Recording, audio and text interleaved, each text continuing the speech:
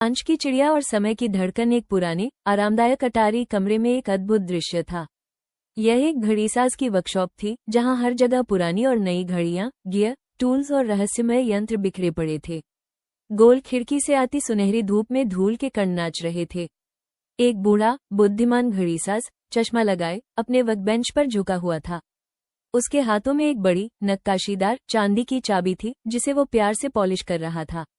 पूरा वातावरण गिबली की किसी जादुई दुनिया जैसा लग रहा। उस चाबी पर नजर डाले तो हैरानी होती।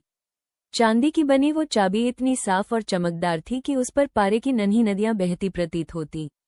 उसके ऊपरी हिस्से में हैंडल की जगह एक छोटी सी परफेक्ट आवरग्लास बनी थी, जिसके अंदर का रेत हल्के से चमक रहा था, मानो उसमें कोई जीवन। एक युवा लड़की का हाथ थोड़ा झिझकते हुए उस चाबी को एक बहुत पुरानी लकड़ी के केस वाली ग्रैंडफादर क्लॉक के ताले में डालता है।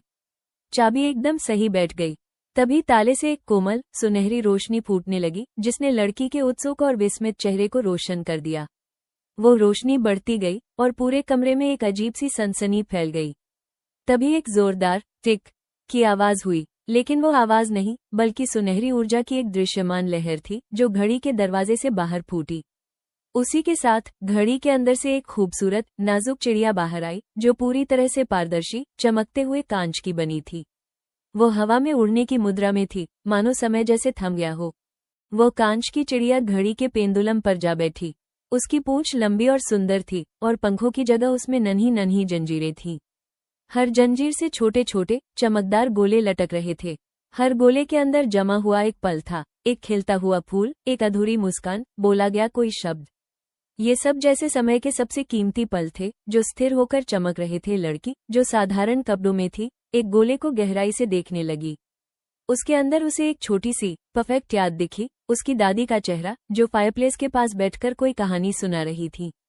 दादी का मुंह आधा खुला था, शब्द बाहर आने ही वाले थे।